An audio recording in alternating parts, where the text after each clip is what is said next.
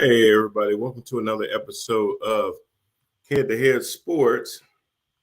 I'm your host, Brian Parker, and my host, Randall Hargrove, will be here as soon as my streaming service sends him the link for the show. I just sent it to him, so having to do this live and on air. I apologize. I was doing something else and totally lost track of time about the show. So it's kind of funny. Today's been a weird day about that. I do apologize for that, but welcome to the program nonetheless. Randall will be in just a second. I'm sure the link just went to him. Just double checking really fast. Make sure everything looks good on my end, and it does. So good. So Rand should be here in just a second. But while we're waiting for Randall to come in, just want to thank everybody that tunes in every single week. We air the show every week, and as we have been since the beginning of the NFL season, Head to Head Sports has been coming to you every week to go over the latest and greatest in the NFL, including the games that have gone on during the week. Looking forward to the games ahead, which, man, we only have one more game in front of us. It's been a long ride this season, and we thank you guys for joining us on it. We are always streaming live during the week on our Roku, Amazon Fire TV, LinkedIn, as well as Facebook and YouTube. So if you're on YouTube, check us out on Empower TV Network. And join, like, and subscribe. Let's say hello to our co-host, Mr. Randall Hargrove. How you doing, sir? What's up, man? How you doing? Man, I'm good now. You know, it was funny. I sat there. Randall sends me a text message like, where's the link for the show? And I'm like, oh, my God, what show? And then I go, oh, my God, it's Wednesday. I don't know why I ran in my mind. It's still Tuesday to me. So it just didn't even occur to me. I've been doing these real estate classes, and one day is running into another on me. And I don't know what in the world. Normally, I'm more on it than that. So I guess. Got a lot going on. And then I send you the link, and apparently my Yahoo account had it needed to be reloaded. So when I sent you the thing originally, I just hit it, send, and went back to my other screen. And when you sent me that you didn't get it, I looked and it was like frozen. So I had to reload the page and resend the link so it would get it to you. I'm like, okay, this is weird. So there's all kind of craziness going on, but here we are. I think you guys had a performance at Cats. How did that go? Yeah, Cats was very hospitable to us. Had some party folks up there, and the seafood up there was absolutely delicious. Really? Oh, yeah. Very nice venue right there on the lake. So if you get a chance, go out. This Saturday night, my other band will be performing at Amos's South End in Charlotte. This is our Platinum and Plaid show with a bunch of tribute bands. One of my tribute bands is going to be Sick Man, the Ultimate Alice in Chains tribute. We are on the bill with a No Doubt tribute. That's nice. Excellent. And also a Pearl Jam tribute. So we're going to have a little throwback to the 90s for anybody interested. Come on through. Let's party. Is it going to be on Friday or Saturday? That is a Saturday night. Starts promptly at 8:00. And I think you told me before tickets are $12. Yeah, $12 advance, $15 at the door. Get you out of there at 11 p.m. too for those that don't like to stay out too late. So yeah, that's a happening little spot over there. So it'll be still, things will still be going on at Slingshot and Gin Mill and all of that. And Brickyard and all of that. So just, be careful. A lot of young legs walking around at that time of night. So, man, what a week. Can you believe, and I was just telling the audience before you join, man, we do this every single week. We started in preseason, and we have one more game to watch and then a show after that to talk about. Now, I know there's a week in between, but still want to be able to come on next week, maybe a shorter show, but come on and talk about the season in review as we look forward to the Super Bowl. And we'll talk about a little bit more about the Super Bowl shortly. But I wanted to just jump into some of the news first, because we'll talk about the 2 championship games and the Super Bowl and all of that. But man, we've got some coaching hires, some retirements, some moving around, so to speak. And, let's just jump right into the decision by the Carolina Panthers to move on from interim coach Steve Wilks and go with the quarterback that threw the very first pass for the organization, Yeah, one Mr. Frank Reich. exactly. Little bit of a controversial hire. Not to me though. I mean, I was pulling for Coach Wilkes, of course. I was. I mean, I thought that he earned it, but I could definitely see the direction that Tepper wanted to go with wanting an offensive-minded coach and just a coach with a lot more experience than what Coach Wilkes has in the bag. Um, Coach Wilkes was an interim coach for what, 7 Yeah. games, somewhere in that neighborhood. Did a great job. I'm not going to discount that. He did an excellent job with what he had to work with, especially following up that fool Matt Rule. But when you're looking at where we are right now and a chance to win the South this year, we've talked about that before. But not just win the South. Let's put ourselves in the position to dominate for the next couple of years. Yeah. So go ahead and get you a head coach with a ton of experience. Go ahead and get you a head coach just good with working with quarterbacks and has a proven track history of doing such. So a lot of people were upset that Wilkes didn't get the job. I initially was, but I could understand the hire of Frank Reich. It's not like, say, for instance, that Matt Rule never existed, right? Just pretend he never existed. It was a whole nother coach that Coach Wilkes takes over for. Coach Wilkes comes out and does a good job over 6 games, gets them almost to the playoffs, and then all of a sudden we're hearing on the news that David Tepper has decided to hire Matt Rule out of college with no NFL experience. Now it's time to be upset. Correct. In my opinion.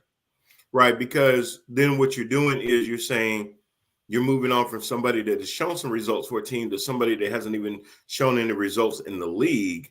Exactly. And that would seem more risque than him going from Steve Wilkes to Frank Reich. I have a lot of people that are friends of mine who I was sorely disappointed with to an extent of where they were with this whole Wilkes thing. I went to West Charlotte High School. Steve Wilkes went to West Charlotte High School. So I definitely feel that lion pride. Let's not get it twisted. But there were some people that I'm just like, listen, y'all don't know how hiring goes. A head coach in the National Football League is one of the most exclusive jobs in the world because there are only 32 of them. There are only 32. And while I agree, and it doesn't, and me being disappointed in Wilkes but being okay with Reich does not, for me, get rid of the obvious issues that we have with Black coaches being people of color in the NFL.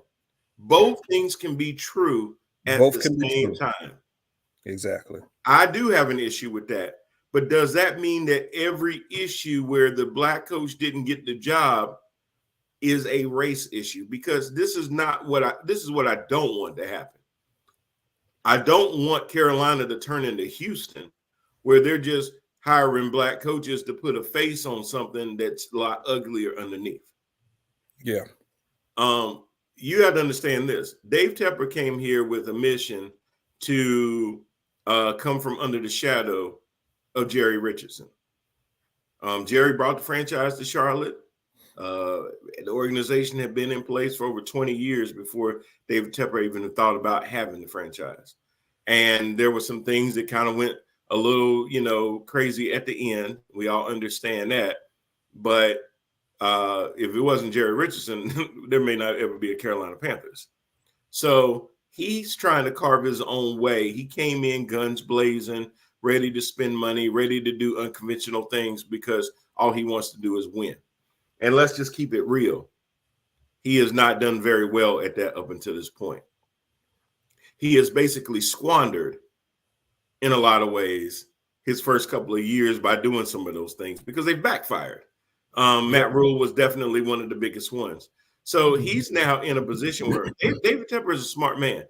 He knows that his fans are souring on the organization just a little bit, and he needs to be able to put a product on the field that is going to excite people. And while running the ball can do that in spurts, he knows that he needs a quarterback and a coach that are going to be committed to putting that ball in the air and seeing a bunch of points and things like that. He wants these fans to be entertained. That's right. You already know Steve Wilks' philosophy is strong defense, strong running game. We're going to pound the ball and basically let the quarterback bail us out when we can't convert second downs and the first downs. And we need them to really move the chains on third down. We know that's what, and for a lot of teams, that's their MO, and that's what they do best. And that's what kind of coach Steve Wilks is. Frank Wright, totally different coach. You know, a lot of times the run will complement the pass more than the pass will complement the run. Yep. Okay. So a lot of people don't understand, Rand, when you say, well, he needed an offensive-minded coach. Well, why can't Wilks just sit there and hire a great offensive coordinator? Well, because at the end of the day, when the play comes out to the quarterback, the coach has already signed off on it. And the coach can always veto and nix it if he wants to continue to run the ball. So you need an offensive-minded coach that will support that offensive coordinator so that when they meet, they're already on the same page. There are 25 scripted plays at the beginning of the game.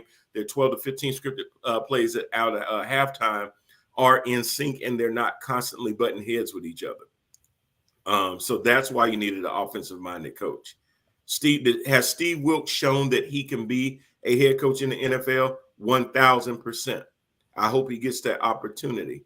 But I had people ran on my Facebook putting down they ain't never going to another Panthers game. They're going to boycott the Panthers. And I'm just like, number one, you never went because the tickets cost too much for you. And you're going to support the Panthers. You're just going to do it low key. Once they start winning, that'll change everything. Changes it all. As soon as the Panthers win the South and are in the divisional playoffs and stuff like that, you're going to act like you had been there since day one. So whatever. It's just the thought process of some of these people to think that, hey, he did such a good job. Why not just give it to him? Well, you do still have to interview people.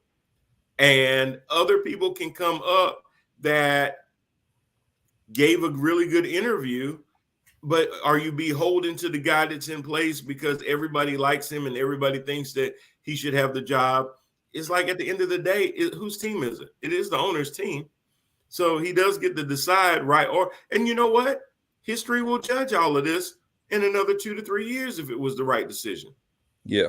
Nobody can know that today if hiring Frank Wright. Now, if he sat there and had brought in some dude from college that had never been proven, I'd be screaming from the rooftops too.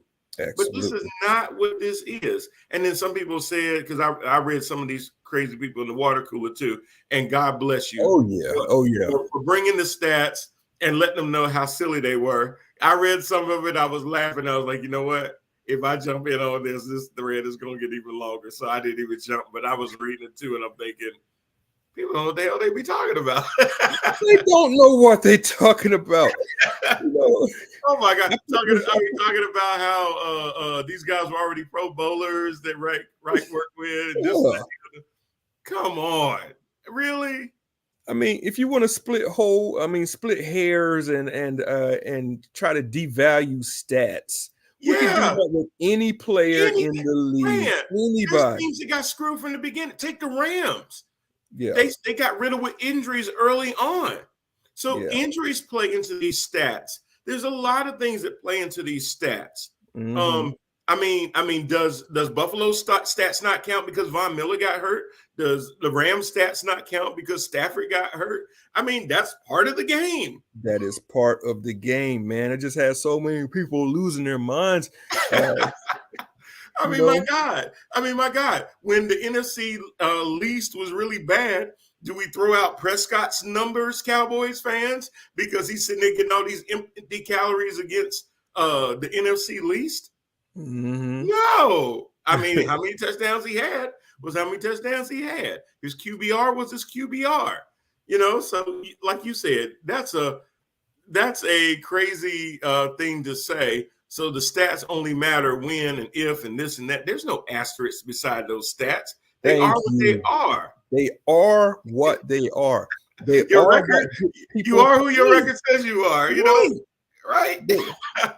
Stats and numbers is what gets people paid, gets people fired and hired, man. Exactly. So whoever won the receiving record this year, oh well, we'd love to give you those incentives and clauses, but you face some second string and third string defenses on a lot of them plays. Exactly. Had you faced the first team on a lot of them plays, you wouldn't have gotten as many receptions and yards. So we're not going to be able to bonus you this time.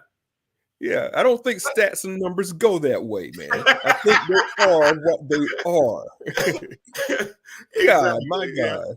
A lot of people's jobs really depend on these stats. It's the only thing we got. Is it perfect? No. Is anything in life perfect? No. No, it's not.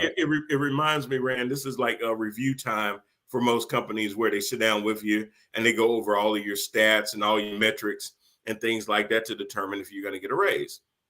And every single year I sit down with my supervisor in March and I always have the same conversation with him. Like, just give me my raise. I don't give a damn. I honestly don't. I don't care what my review says, because here's my whole thing.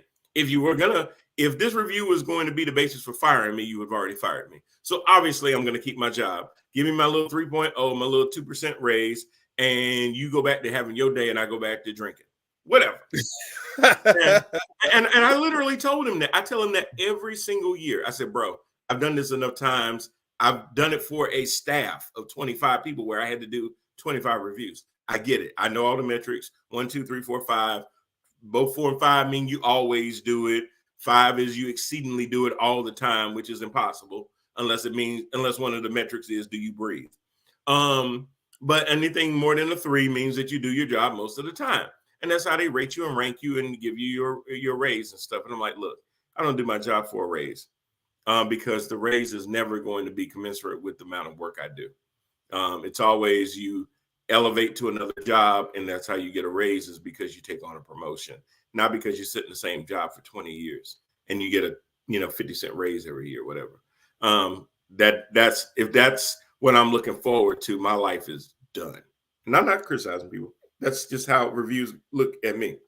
But my point, all of that is, it's a metric. And a lot of times I'll say to my supervisor, a lot of those metrics really depend on how some of my portfolio perform.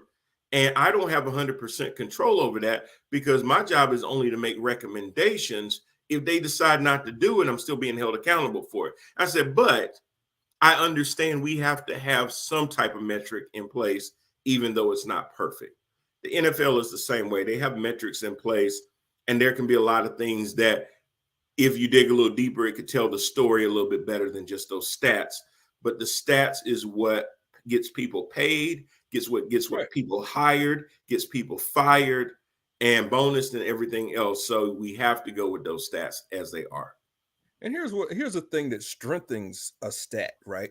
When you throw out a number or throw out a fact like I was throwing out, like Reich has made this quarterback better over this period of time, this quarterback better, this quarterback better. That's not a 1-year sample. That's not a one-player sample. It's a multi-player sample over multi-years. Right. So that would be one hell of a coincidence, right? You could poke holes in a 1-year sample or a one-player sample, but you can't poke that many holes in a multiplayer, multi-year sample. I mean, I thought we learned this. And the commonality is that same person. Yes, I thought we learned this in high school. It's like, so people that are out here that say, oh, stats lie and stats don't tell the number. No, the stats don't say what you want them to say. And you're displeased with that. Just say that. Facts. That is true. That is true. Yeah. They taught us in school that you take away what's different and what remains the same is it. It is what it is. So, Frank Reich has been in all these situations, and the quarterbacks are coming off their best seasons and winning Super Bowls and things like that, and you don't think that he had anything to do with that or any influence. Now, there's times too where they'll sit there and say, okay, well, this coach was riding the coattails of another coach because was he the one calling the plays, or was it Andy Reid calling the plays, or was it Bieniemy calling the plays and things like that? So Or what Anthony says, I don't like receivers can make or break a quarterback stat with drop balls or tip. Hey, quarterback, that's a great point. Yep. Quarterbacks where Good example. interceptions, whether they threw it to the defensive player or whether their receiver bobbled the ball, put it up in the air. The quarterback gets the interception whether a defensive lineman gets his hand up in the air and bats the ball up. It's a pick either way. A quarterback gets an interception when it's a Hail Mary at the end of the game into the end zone, and the defensive player comes down with the ball. It's still an interception. Still an interception at the end of the day, man. Sometimes it works for you, sometimes it doesn't. I mean, I've seen that happen. So, Exactly. that's very Exactly. true. That's very true. So like you said, it's an imperfect situation, but it's the metric that we go by. So yes. what do you want to do? Yeah, I've seen sacks count against quarterbacks' yards. I mean, hey, that's just how it goes. I've seen that plenty of times. They used to call delay a game on the quarterback. I remember that. Now, I don't think they say that anymore. They just call it on the team. But I remember in the old days, they used to call it on the quarterback. Yeah. Like, it wasn't my fault the center didn't snap the ball. Why am I getting the penalty? It's the whole team. Oh, man. What's going on, Anthony? Glad you can join us. Just in case everybody didn't realize, no, it's the Bills and the Rams are not in the Super Bowl. So anyway, moving forward. Oh man, missed on that one. Oh God Almighty, a lot of us did. So we'll talk about that too. But so we got that going on. I would be remiss to say that we've had a trade today, or a trade that's coming up that's pending, and that would be Tom Brady is actually signing with the New England Patriots. For a 1 day. For 1 day. Okay, I was about to say. I know. I wanted to put the dot on it. I've been away from social media and been away from the news for a couple of hours, so I was hoping I didn't miss something that big. Right. So Tom Brady did announce on his social media today that he's done for real this time, and that he's going to walk away from the game. And then I just read too that he is planning on signing a 1-day contract with the Patriots so he can retire as a Patriot. So, very, very good, very great career. Tom Brady, love him or not, really accomplished a lot, Rand. I mean, the man passed for 89,214 yards. Yeah. And here's another area where people just can't get out of their emotions. People that hate Tom Brady just will not ever acknowledge him as being the GOAT. And, that's crazy. It's crazy to me too, because as much as I personally don't like Tom Brady, can't stand the man for everything that he did as far as whooping my Steelers and beating my Panthers in the Super Bowl, I still have to acknowledge that he's the best quarterback that I've ever seen play the game. And those numbers don't lie either. Look at what he's done after 40 years of age. It's insane. Yeah, absolutely. The thing is, and Anthony says, I need him to sign that 1-day paper live so we know he's done for real. Well, look, anybody can change their mind. I mean, Brett Favre unretired, I don't know how many times. So, oh my God. It got to the point where we was like, if y'all don't put some nails on that casket, I was getting tired of this. Like, okay. So when he finally would just say, okay, I'm not really retired, we'd be like, really? So, but I think he's really done this time. I think he really needed to be able to see if he had enough in him to be able. And I don't think it's that he doesn't have the will anymore. I think he's at that point where he's realized that his will versus his skills is not on the same level. In his mind, he could probably do it. And Aaron Rodgers, there were definitely other teams out there that were interested in trading away draft picks to be able to bring Brady on for a year or two, saying, hey, we can take care of you. We can protect you. San Francisco was looking at possibly saying, hey, we could bring him in and we got a good enough line to protect him. We just need him to be Brady. Every now and then. He ain't got to be Brady every game because we got Debo, we got Ayuk, we got Kittles, we got C-Mac. we got all these other pieces around him where Brady don't have to be great all the time. But if he do them Brady things at the right Brady moments, oh yeah, we going to the chip. Not and really at the sacrifice of shelving their future, who is probably Trey Lance or Purdy, but willing to say, we will put that on ice if we can get to go. Yeah. Vegas was probably another place that was really interested Definitely. in him. Heard that. And because it's familiar with Josh McDaniels, yep. Mm-hmm. Where they could definitely do that. So he had options. It wasn't like he sat there and started looking around and wasn't getting any fillers back. There were already fillers before the season ended that, hey, this whole Tampa thing don't go the way you want. We'd love to have you. Yeah, I think I could respect a quarterback that's able to look at themselves and just be like, you know what, man, I just don't have it anymore. Mm-hmm. And I think Brady just came to that realization that, especially in that Dallas game, and down the stretch, a couple of those games as well. I just think he just said, hey, I cannot do this as well as I've done this before. Drew Brees was like that as well. In his final couple of games and final years, Drew Brees realized it. He's like, I'm not the same gunslinging quarterback I used to be. It's their reality. I can't push this ball down the field anymore. I cannot do it anymore. Yep. Yeah. Every time I try, it takes so much out of me to do it. And if guys don't get open quick enough, I'm having to throw the ball into the dirt because I cannot keep taking these poundings and these hits. Those hits add up on you. That's why I didn't never play football like that. Because I'm like, they added up enough on me just in that short amount of time I tried. I was like, no, I'm good. I'm good. Yeah.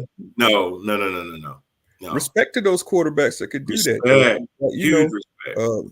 Some quarterbacks, Ben Roethlisberger, he went a year too long. Some say 2 years too long. And there have been quite a few others out there that just played too long, past their prime. Well, you got to think about it. When you're used to being the guy all that time, when you're in the huddle and you got all them other eyeballs hanging off of every word that you say, when you know that every time you say hike, that ball is in your hands and you have the ultimate decision where it ends up going. I mean, that's pretty damn cool. Yeah.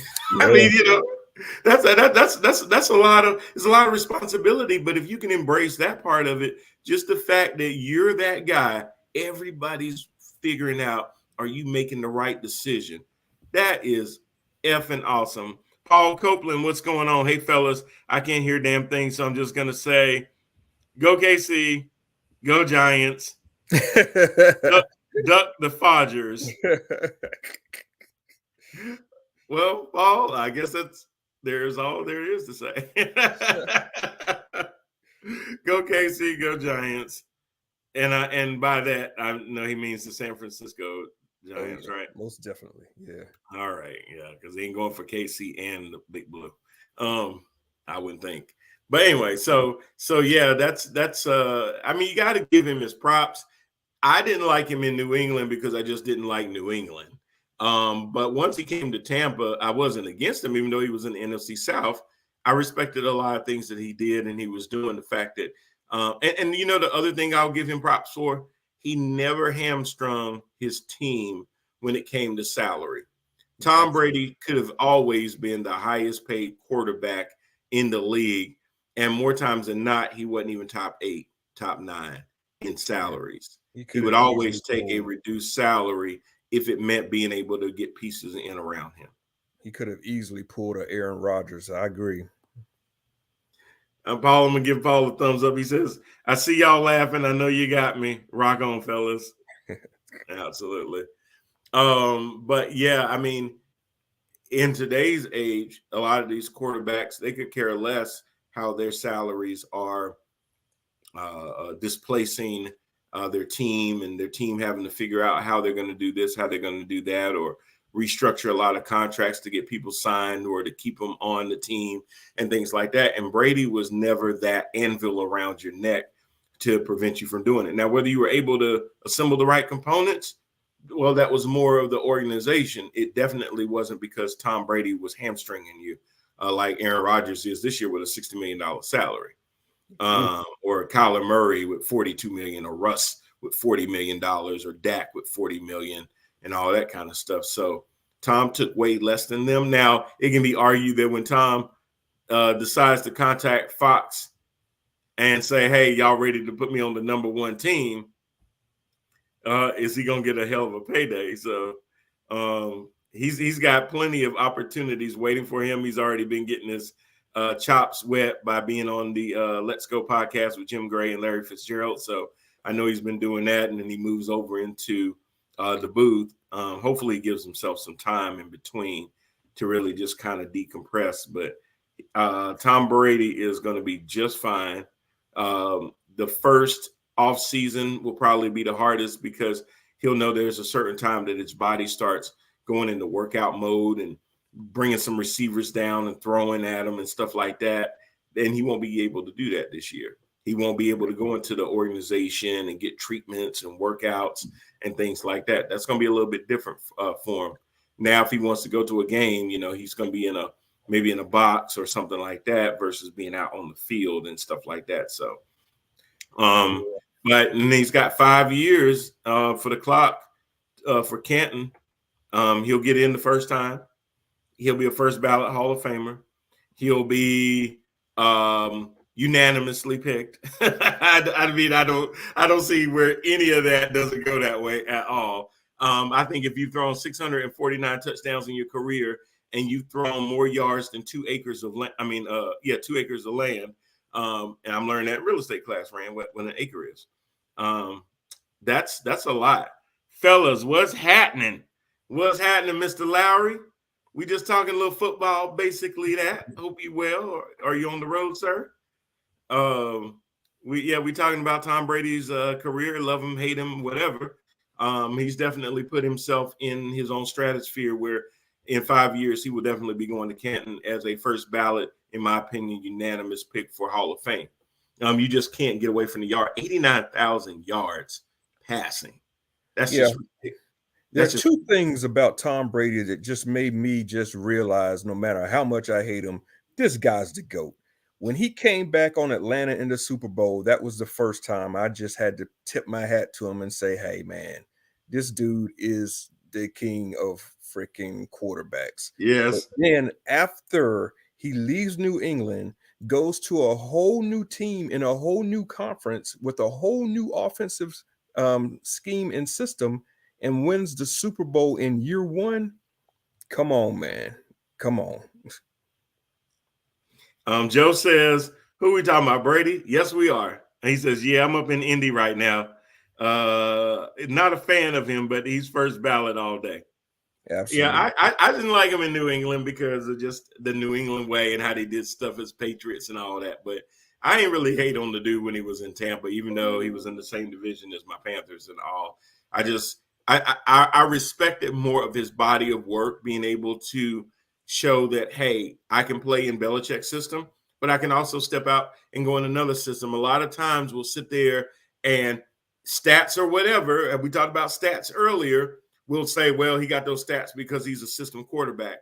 I wonder how many people are going to say that about Brock Purdy because he thrived in Shanahan's system. Paul also said, now I got you so he can hear us. Of course he won year one. It's rigged. Haven't you heard? Oh, Jesus. Paul is on fire tonight. Paul, do not do that to me, man. That is the number one thing that gets under my skin. Do not go there. Oh, man. Yeah, of course it's rigged. Oh, my God. Yeah, I got a memo right here from the commissioner. If you get near Brady, throw the flag. Okay, yeah. It got to the point where players just pulled the flag out the ref's pockets and threw him down. I know I touched him, ref. Anyway, it didn't happen like that. But sometimes it felt like they kind of got nods because they were the Patriots. But when he came to Tampa, you're right. He took a team and took them all the way to the Super Bowl. And he had to go through some heavy hitters to do it. It wasn't just a layup. Were they going to win the division? Yes. Could they get all the way through the NFC? That was going to be the hardest part. And he said, stop. Joe said, stop it. Here we go with the rig. Stop it. He was just joking. Right? Yeah. I don't believe in the rig. That's a lot. That's a lot to rig. Do you realize how many buy-ins you would have to get to rig an NFL game? It's insane for people that I mean, believe that. I mean, just it is just the insane to even think about, the man. cogs and the wheels that you would have to.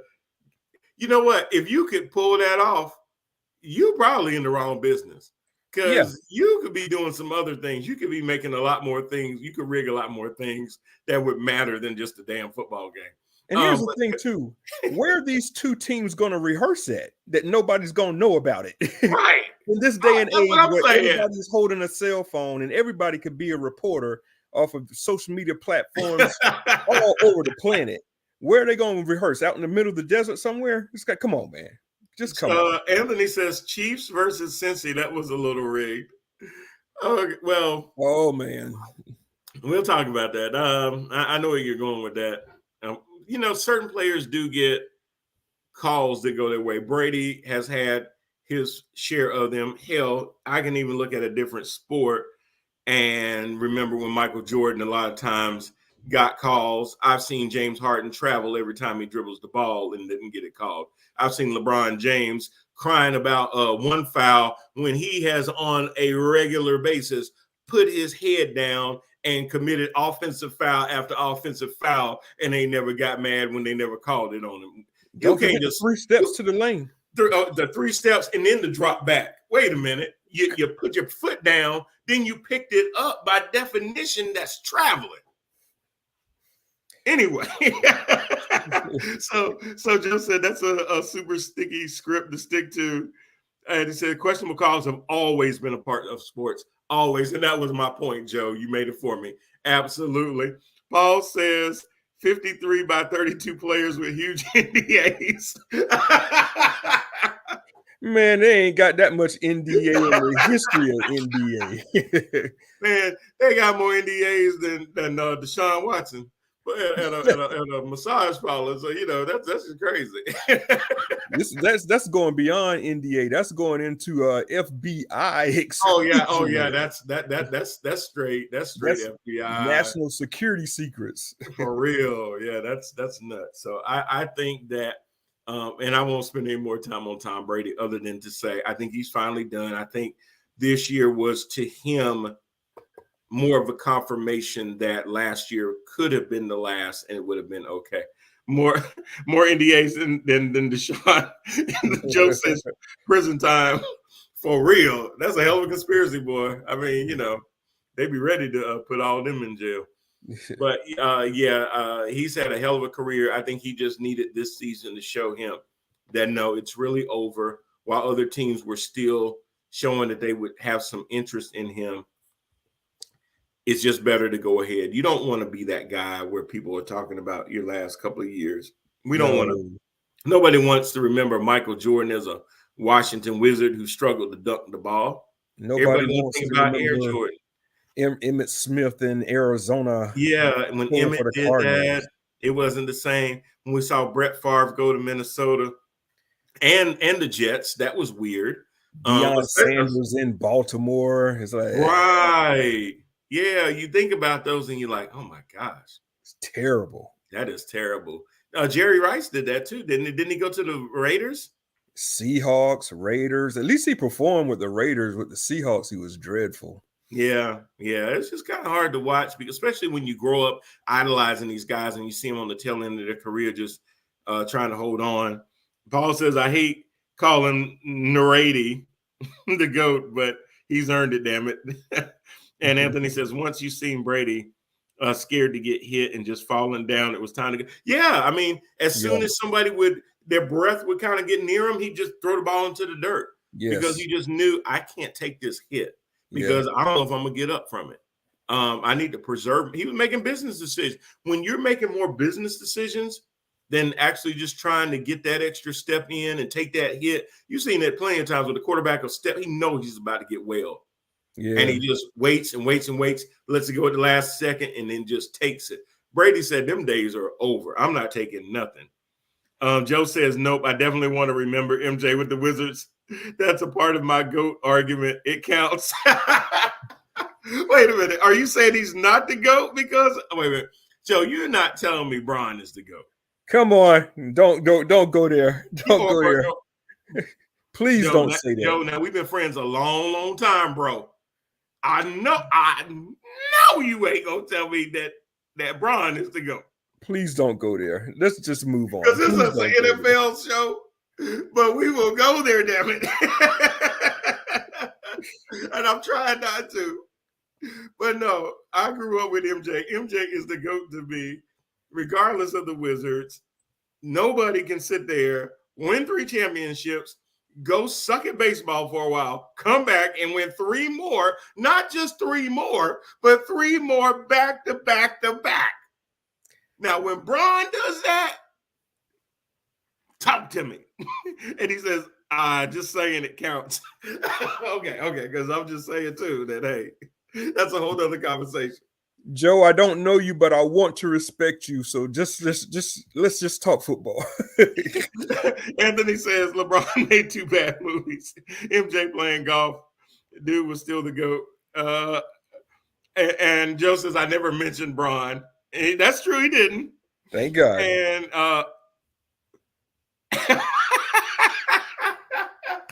Paul says Vlade beats out Bron for flop GOAT. True, barely. but barely. and if I had to guess, I know where Bron got his cues from. Now I will say Vlade did flop, but the way Bron flops is so dramatic. It's almost like you do this to Bron. Bro, ain't nobody hit you that hard. You 6'8", 260. Nobody can move you like that.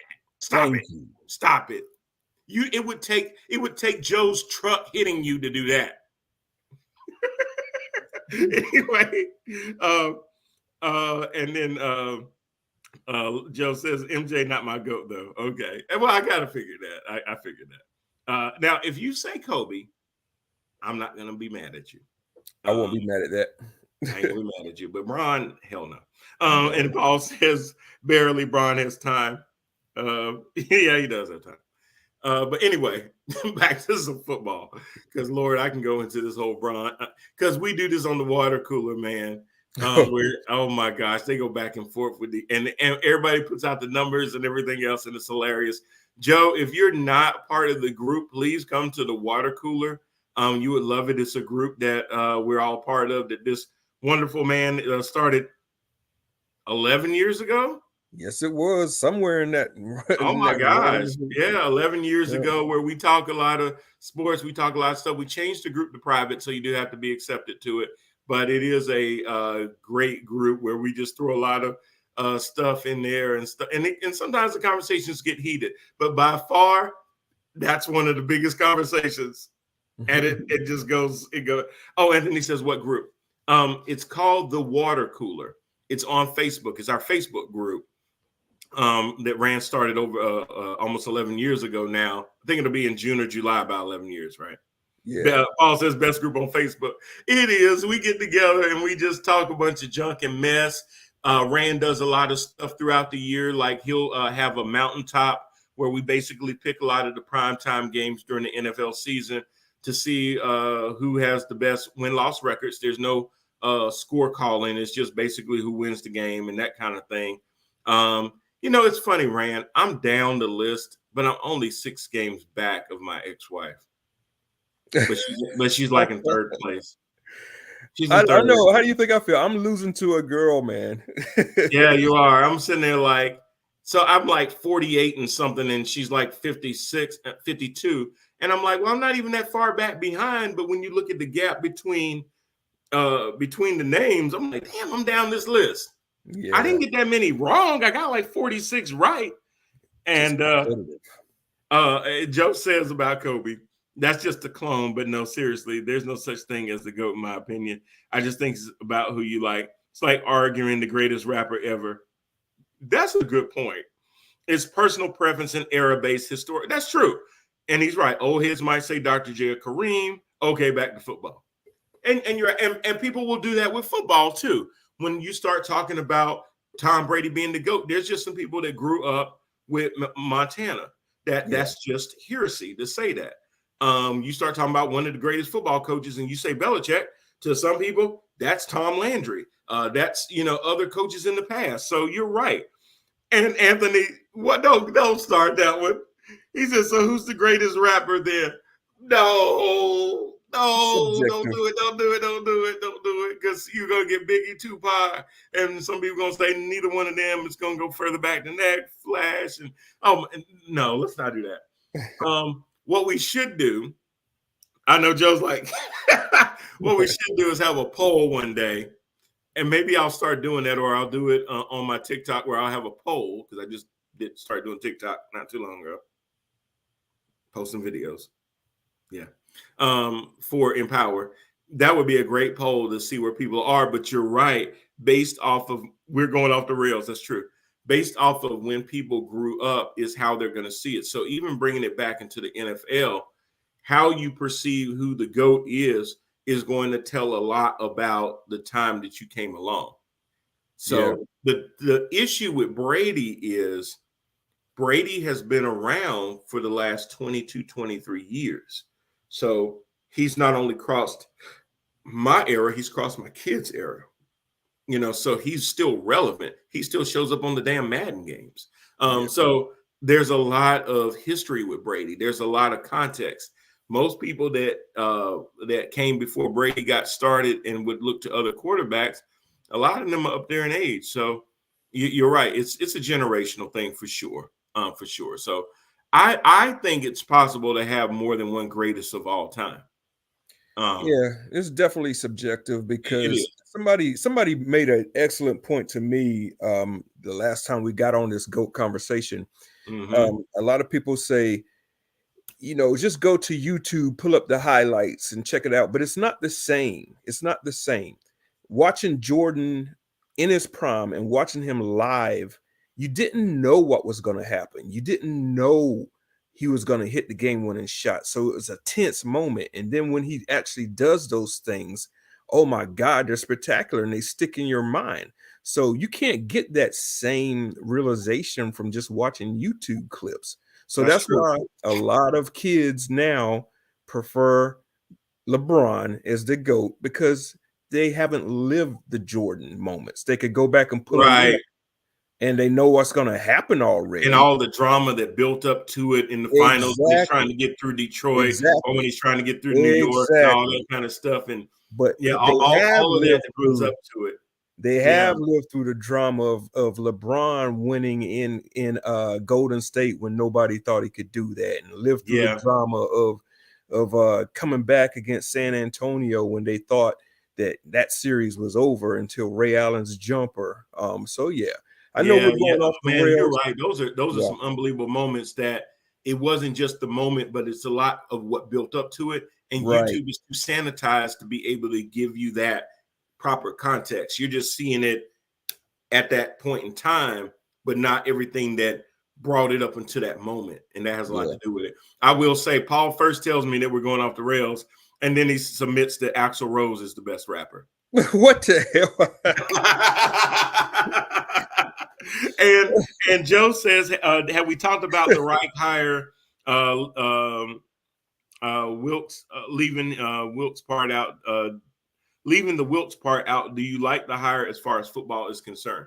We did touch over it, Joe, and like I tell everybody, I went to West Charlotte too, so I was definitely rooting for my fellow Lion as far as getting the job and everything. He did, about getting a job, it's about doing your part to keep the job.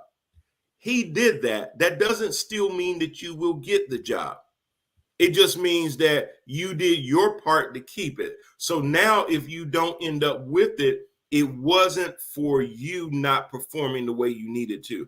I think everybody's in agreement that he did enough to earn the right to be able to do it, but it's not his decision alone, nor is it the fans' decision. It's the owner's decision. And like I said earlier, we'll know in 2 to 3 years if that was a good decision or not. But in the moment, I know it hurts and everything else, but look at what we got. We got a coach that has been proven to be able to take a quarterback. Now, what does this team need more than anything right now? What hasn't this team had since Cam Newton unceremoniously was shipped out of here? A quarterback.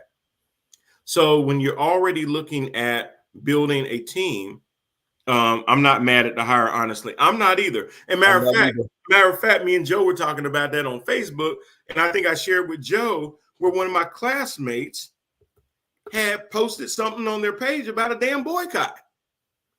Because it was like Steve Wilkes or bust. And then when I did this long thing because I was upset, I was like, are y'all basically saying, and I hate to bring this into it, but are y'all basically saying that just because he was from Charlotte and black, that automatically meant he got the job? And then I brought up all these other things that they needed to consider. And one of my friends literally said, no, just go with the first two. Wow. And I'm just like, so you're admitting? Now, this was somebody that's not a real football person. They just, root for the Panthers because it's a hometown team. They're not like into the football like that. So they have a very superficial way of looking at sports. But that is not only superficial, but that's, I hate to say it, that's ignorant. It is ignorance. Because it has to be more to it than he's local and he's black. Yeah. Because I don't want, again, a hire to just be something covering up something deeper, like how Houston does. And we'll talk about their hiring of D'Amico Ryans and of course Sean Payton going to Denver. But Paul says, I was a little pissed that Reich was hired until Randall broke it down in the cooler. Good hire. And that's why we talk about the water cooler, because Randall went in and just picked it piece by piece. If they had hired a coach out of college, Joe, what we were talking about, that would have been more of a slap in the face. Yes. It's like my wife saying, wait a minute, you're divorcing me, but you dating Vivica Fox? I can't even be mad at you. Or you broke up with me and you dating SZA? Hey, that's pretty messed up. You broke up with me, but damn, that's SZA. Yeah. Yeah, I mean, it's like, now if I break up with you and you see me with some little frumpy dumpy girl with cankles, I ain't no offense to y'all that like girls with cankles, I'm just saying. But if I leave you and I end up with that, then okay, that's a slap in the face. But if I leave you and I end up with something comparable or something that could be perceived as better, then you got to give it to me. Joe says, if I'm going to join this water cooler, is it spring water or alkaline? It definitely ain't well water. And Joe says, bruh, not cankles. I'm serious. I'm talking about, I've seen some dudes sit there and take some steps back when they get out of a relationship. I'm like, hey, that's what you settled for? So you got to ask yourself this question. What did the Panthers settle for? Well, they settled for a guy that has a history of working with quarterbacks. They settled for a guy that normally the quarterbacks end up having their best seasons when they work with him. So that's what we settled for. We settled for a guy that is going to help Dave Tepper fill up seats by putting in an offensive plan, working with the offensive coordinator that is going to not only just want to run the ball 80 times a game, but is going to find a quarterback that can air it out to some of these receivers. Because, it's very entertaining. You can say that you like defensive games all you want, but nobody wants to see a 10-3 game. Everybody wants to see 27, 34-point games. And here's the thing. Before this whole interview process even started, the day that Matt Rule was walked out of this daggone stadium, David Tepper said he wanted an offensive-minded head coach. People forget that. Forget that. So now that he's hired one, people all of a sudden are losing their minds because it's not Steve Wilkes. Well, Steve Wilkes is a defensive-minded coach. He had his opportunity. He had 2 interviews, but let's not forget, Tepper wanted from the very beginning an offensive-minded coach. He went out there and he got himself one. And remember that too. And I'm glad you brought up that point, because that was always one of my points too. Unless he just knew the backlash of not doing a second interview, he did get a second interview and he was a finalist. Yes. When you've seen Eric Bieniemy and some of these other guys going to interview, they interview one time and that's it. You don't see them again. Flores, Bieniemy, a lot of these guys get recycled around with Lovie Smith. They go to one interview, you never hear about them going to a second interview. So the fact that he was in the mix until the end shows that Tepper was really willing at some point to give it some thought that, hey, even if I get this defensive coach, could he put enough offensive minds around him to still exceed at the offensive level that I want? And he may have went with that had Frank Reich. Now, if it had been just between Steve Wilks and Kellen Moore, based on Dallas's last play of this season, I would hope that was a no-brainer. You're right.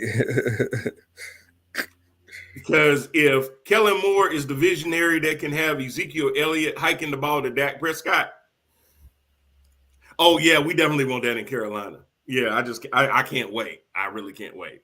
Anthony says, did you talk about the Texans' new hire? We're going right into that right now. And Joe says, yes, he been said it. Why so surprised? Now that would have pissed me off. It would have pissed me off too. And you're right. He did say it from the get-go. Steve Wilks just became a really good story. Yeah.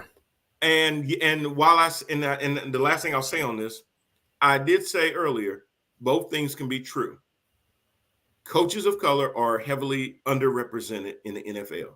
If your name ain't Mike Tomlin, if your name ain't Ron Rivera. There are only 32 of those positions in place. 70% of your players are people of color in one way or another. So heavily unrepresented. That is not going to be an overnight fix. But I also believe that if you're an owner, you need to hire the best person available. And if they happen not to be black as I am, you need to hire the best person, because this is somebody that you're going to have to chain to your franchise for quite some time, hopefully. Speaking of which, DeMeco Ryans, another black coach, gets hired by the Houston Texans. Houston is a complete dumpster fire, Rand. I'm glad DeMeco got a good look. Anybody that know who DeMeco was? It's kind of funny. DeMeco was the defensive coordinator for the San Francisco 49ers, a job now that Steve Wilks is interviewing for. Steve Wilks will be okay, people. We don't need to boycott the Panthers. He will be just fine. He did enough. Sometimes you got to remember this too. When I'm out there performing at a high level, I'm also auditioning with the other 31 teams that are out there. So if my team doesn't keep me, look at Kellen Moore. Kellen Moore gets fired as the offensive coordinator, and within 12 hours, he got another job. How does that happen? He didn't even get the fall, Rand. He fell into. So Wilks will be just fine. Trust me. His pockets will still be fluffy. The hell they will. Absolutely fluffy. He's going to be out there. He's going to be out there with McCaffrey. He's going to be out there in that Santa Clara weather and everything. He's going to be good. He going to forget how it is on the map. But DeMeco Ryans, the defensive coordinator for the 49ers, great job defensively, is going to now be the coach of the Houston Texans. Houston has the number 2 pick in the draft because Lovie Smith left with a final FU on the play by going for 2 at the end of the season, which meant that the number 1 pick went to the Chicago Bears. Number one, I think it's a great pick. They gave him a 6-year deal, I think it was. So unless they're just in place to continuously hire coaches for 1 year and then pay them out 5 years, he does have a certain sense of job security. I'm sure that he already saw what they did to Culley and Lovey, and even Romeo Crennel before that. So I'm sure he was aware of that and made it clear to them that I'm not a stopgap coach, that if you bring me in, I need to be here for a couple of years to get this train wreck unraveled and on the right tracks. So I think he's a good guy. When you see the way that his defensive players rallied around him, which you always hear about him, kind of almost similar to Steve Wilks. The way that these guys play for DeMeco is a lot of ways the way these guys play for Steve Wilks. He definitely is. Ryan has excelled at every level in everything he's done. He's going to turn that ship around. Plus, he used to play for the Texans. Yeah, I think that's a good hire for Houston. Now we're going back up with Lovie Smith and that whole hire. I think that was a hammy job, and we were just talking about that a few minutes ago. I do Parisian. not want a situation in which a coach is handed a job just because of his color. I mean, ain't that racism as well? It You know, is. so That's why I was trying I to get don't my friends on Facebook to see, like, guys, if exactly, we start doing that, that's no better than the other side of it. exactly right. Fired because you're black. I don't want a coach just hired specifically just because he's black. Hire the Right. man for the job that he's doing. So the Yeah. Houston Texans, I don't think they got it right with Lovie Smith. That was a hand the job to him because they got in so much hot water with the whole The Josh quarterback. McCown thing. Yes, the whole Josh McCown thing. But this time they did their due diligence and they got the right man for the job. Absolutely. Absolutely. And I think he's going to excel. They've got the number 2 pick. And again, I don't know why people are losing their minds talking about, look, did Lovey really screw you by making you give you the number? Did he? Because is there any possibility that Houston is going to trade down and pick up more draft picks, or are they going to keep the number 2? When you know they need a quarterback, in what world does Houston trade down to pick up more draft picks and forego getting the best quarterback in the draft? And with that said, because undeniably Chicago has their quarterback, so they're not going to mess with the quarterback draft order in the draft. The only way that that's possible is if somebody says, "Hey, Chicago, we know you don't need a quarterback. I'm at number 9." Who is this? Oh, this is Dave Tipper with the Carolina Panthers. Oh, hey, Dave, how you doing? Good. Hey, interested in your number 1 pick. What we got to do to get there? Well, Dave, we'll take your number 9, but we also gonna need another first round pick next year.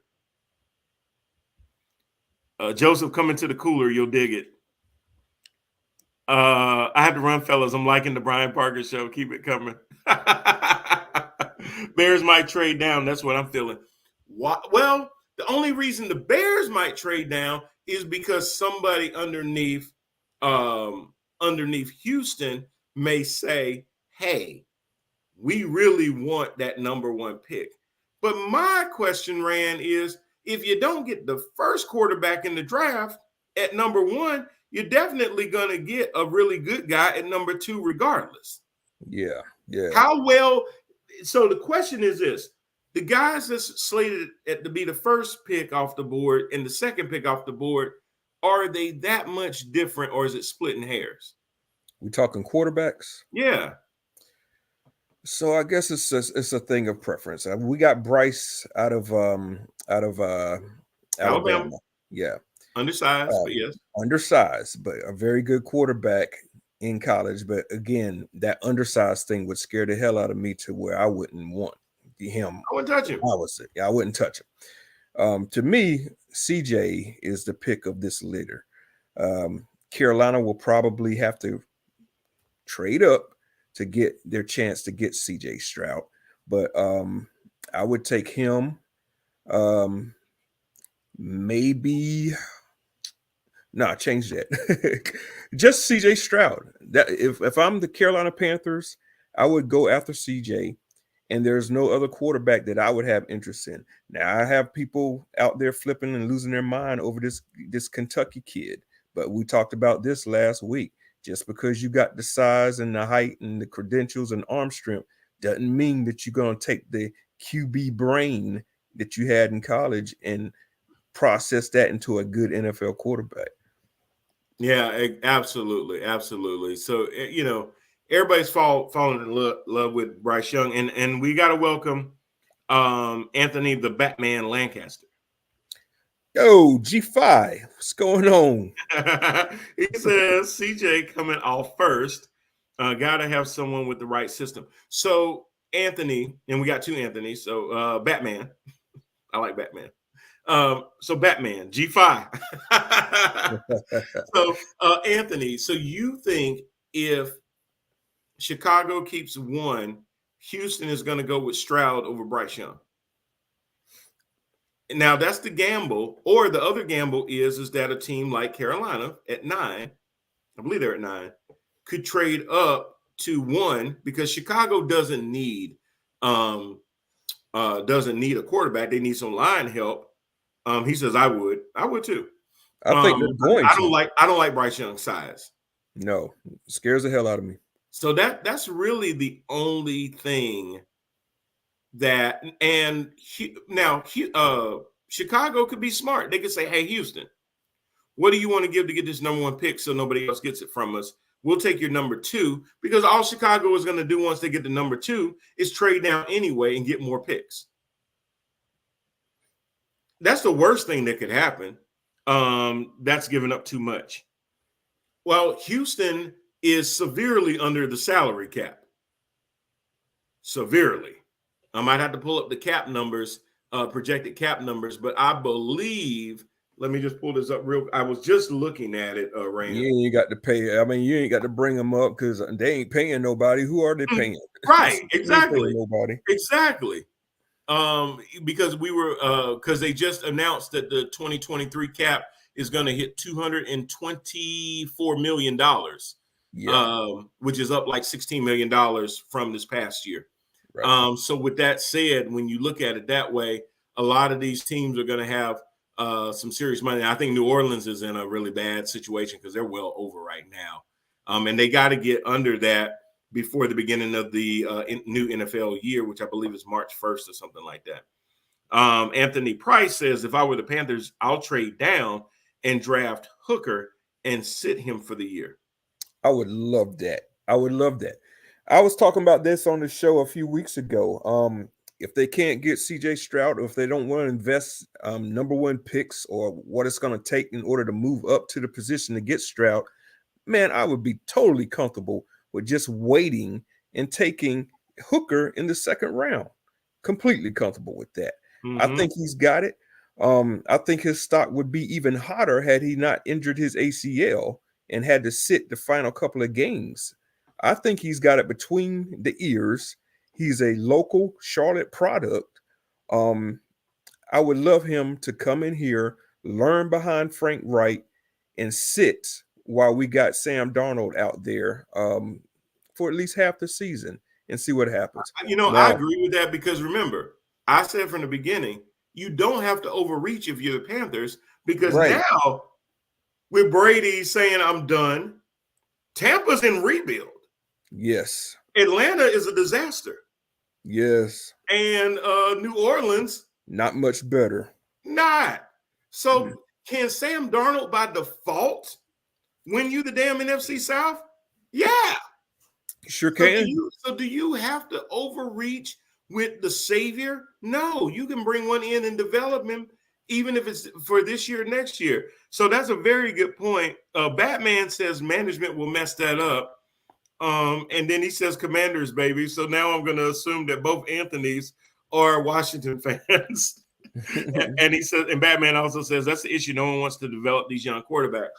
Well, the part of the problem, Anthony, is that when they come in, they're already on the clock because if you pick them in not so much in the first round, if you pick them up in the first round, you have a 5th-year option. If you get them in the other rounds after that, there is no 5th-year option. But there's always a franchise tag. So if you're not sure after year 3 and you go into year 4 and he's playing without a contract and he plays well, you can't franchise him. Now, when he's a first-round pick, he can play into year 4 and you just pick up the 5th-year option. You ain't got to waste a franchise tag. But go with a vet and develop, especially think about it. Frank Reich has a history of getting quarterbacks to play well. Yep. Can he do that with a Sam Darnold? If he can do that with a Sam Darnold, I don't want nobody else in the water cooler ever saying nothing about Frank Reich don't have no effect on quarterbacks. I'm telling you, because if he can turn Sam Darnold into a serviceable quarterback, damn, he should be coach of the year every year. Just shut your mouth. In perpetuity. Just shut your mouth. It should just be called the Frank Reich Coach of the Year trophy. If he can do that to Sam Darnold. Oh, my God. Anthony Price says, plus you have to draft the quarterback to fit your scheme and not the best player as quarterback. That is absolutely correct. So what's going to be the best quarterback situation for DeMeco Ryans in Houston?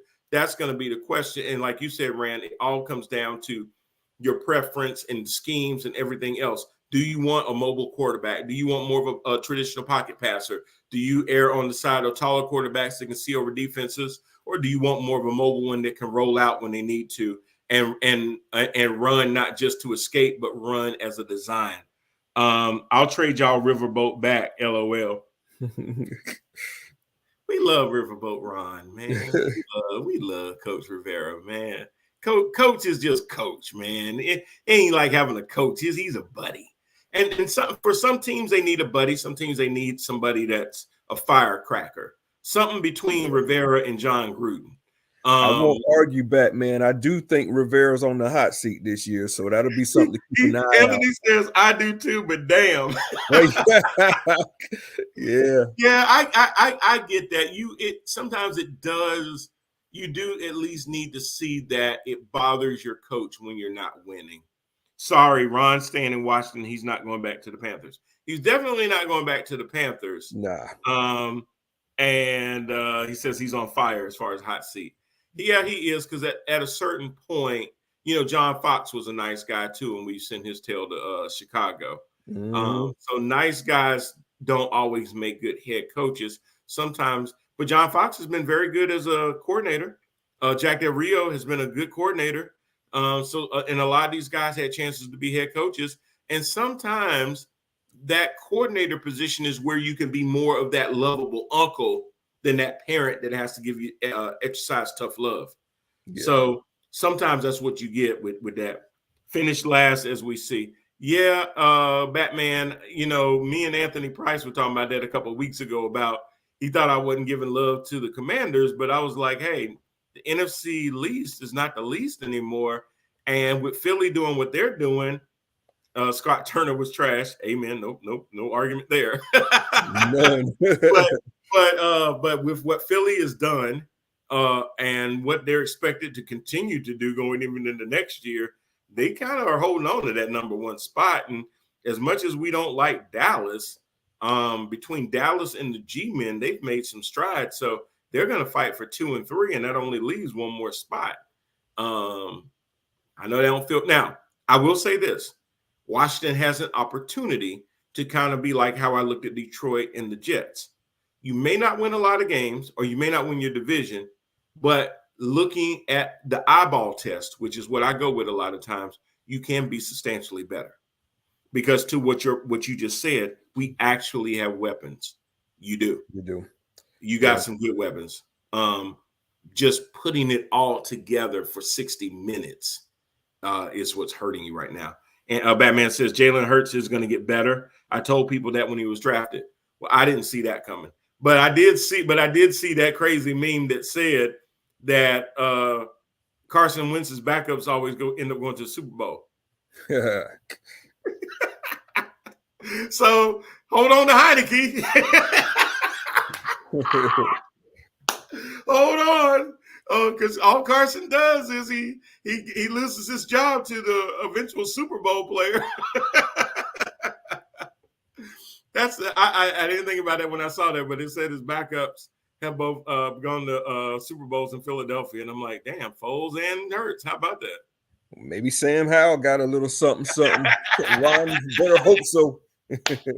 So yeah, that's hilarious. But good for D'Amico Ryans. And lastly, we've got Sean Payton now working out some draft compensation. He has no arm strength. I've seen that live. Yeah, absolutely. You mean Wentz, right? Because I've seen Heineke push the ball. So you mean Wentz. I'm rolling with him. Yeah, I roll with Heineke. I never understood the desire. These guys get drafted number 1 overall, and even when they look like bust, people don't want to label him as bust and think, you know what, he's broken, but bring him to me. I can fix him. They thought that with Baker Mayfield too. Hey, just send him here. I can fix him. And you can't, because his college game didn't translate to the NFL. That just happens. But they don't want to admit that. Now, had Baker Mayfield or Carson Wentz got drafted in the 4th round or the 5th round, we would be sitting there every now and then going, hey, whatever happened to? But because he was an overall pick and everything like that, everybody thinks, oh, man, I can fix him. Or, before he got hurt that year, he was an MVP candidate. Okay. Cam Newton won the MVP, and 2 years later, everybody was talking about him like he was straight trash. Give me Lamar. I'll spend on him. Lamar. I don't know, man. I'll talk about Lamar in a second because when I look at Brady and then I look at Lamar, it's like, hey, these quarterbacks that are trying to hamstring their team. Because I saw another meme that was really true. The top 4 quarterbacks in salary didn't even make the playoffs. Mm-hmm. It's something to be said for that. Like, you got the bag, but your team is garbage. So did the bag really? Excuse me. Bless you. Did the bag really? Thank you. Did the bag really matter? Because what did it get you? Because if I'm going to pay you this much money as a quarterback, where now we can't pay other players, then you're going to have to make up for some of what we can't do because we're paying you all this money. Yeah, you got to look at trends like that, as well as the trend of the offensive-minded coach that I was just talking about. The Final Four this year, football teams, 3 of the teams in the Final Four were offensive-minded coaches. And we just saw what happened when Philadelphia, offensive-minded coach, went up against a defensive-minded coach with San Fran. Now, I know San Fran had some trouble at quarterback. I do know that, and I realized that. I thought they were about to call me out there, the quarterback. I realized that. But just saying, offensive-minded coaches, I think, is the forefront and the way to go right now as far as a head coach being hired. So I'm glad we do have one in Carolina as opposed to a run-first quarterback and a run-first coach, I mean. Anthony Price says mobile quarterbacks don't last long in Washington. Well, I mean, if you're going to have a mobile quarterback, you need a good line protection and stuff like that. Again, mobile quarterbacks that run for their lives don't last. Yeah. If they're running as a part of the offense, they would do better. But if they're running because they're trying to avoid getting hit, then yeah, they won't last long. And why? Because a lot of these defensive backs and corners are just as fast as that quarterback now.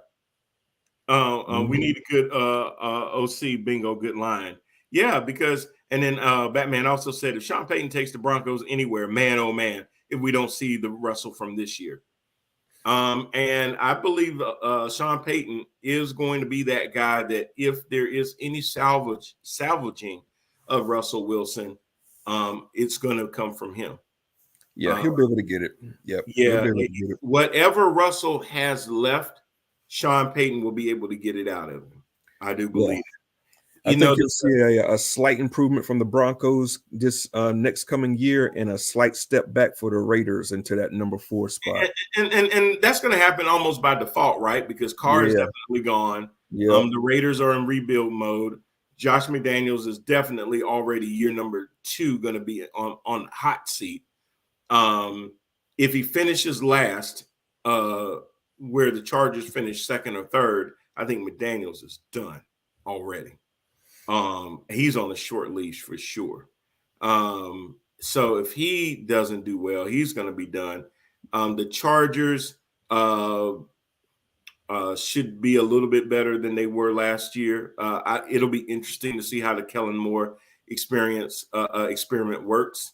As far as offensive coordinator for Herbert, that'll be interesting to see. And how much better will Peyton make that franchise in his first year as opposed to over the next 2 to 3 years? Can anybody knock off the champs? And it's hard to see that. Even when I thought that Mahomes was going to have a hard time against Cincinnati because of a bum ankle, this dude just does what he does. So I don't think they're wrangling anything from Kansas City in the immediate future. But if Peyton is allowed to be there for a while, sooner than later, they're going to be knocking on that door. Yeah, once again, the AFC West is just going to be a fascinating division moving forward, trying to predict that, man. The top 3 teams should be very interesting. Anthony Price, I don't think Russell Wilson will change. He's like a Rodgers. It's his way or nothing. Well, and see, here's the problem. And you're right with that, Anthony, to the extent that he doesn't have to change. Because if you cut me, you're cutting yourself. And he knows that. He got him by the gonads in a bad way. that if you try to bench me and Sierra still gonna be counting this money at the bank. Batman says that dude throws from all kinds of stupid angles. Yeah, but see, you know what? He ain't just start doing that. he excelled with that mess in Seattle. He got away with it. When you get away with stuff for so long, it's not about fundamentals. He don't do anything conventional because that ain't never been a part of his game. He ain't a conventional quarterback. He never had to be. That's what made him unpredictable because you just didn't know. You'd be like, okay, this guy is backed up 20 feet from where he started from. He's not going to throw the ball to Tyler Lockett down the side, straight up in the air, and it just drops in the bread basket. Oh, my God, he just did that. But damn if he didn't. he's falling backwards. He just launches it up in the air, and it falls right to the guy's bread basket, and you're going, that is the most unfundamental, untechnical thing that he just did, and it worked. Baseball, talking about Patrick. Yeah.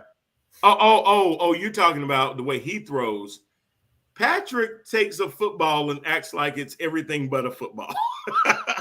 I've seen him throw jump passes with a football. I've seen him throw underhanded passes with a football, sidewinders. Use the left hand.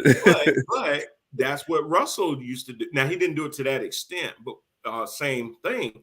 That's worked for him, but at a certain point, he's going to have to be more fundamentally sound than that. Those little gimmicks will work for a while. You can fool people with that little Houdini sleight of hand and all of that stuff. But at the end of the day, football comes back to certain fundamentals and stuff like that. It's not that he can't do any of those things, but it's got to be more of the icing instead of the cake. You can't do a whole game with all of that stuff over time because your skills are going to diminish and you're going to need those fundamentals to be in place. So it's fun to watch, though. People just don't know when he gets the ball, how he's going to deliver it to somebody. Hell, I don't know. He might sit there and do a granny shot. Who knows? I've seen him throw some crazy passes, Rand. Man, I think I've just stopped going against Mahomes.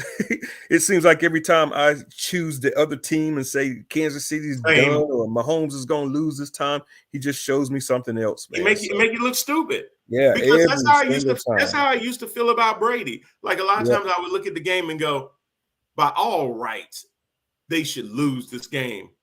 But Brady's their quarterback.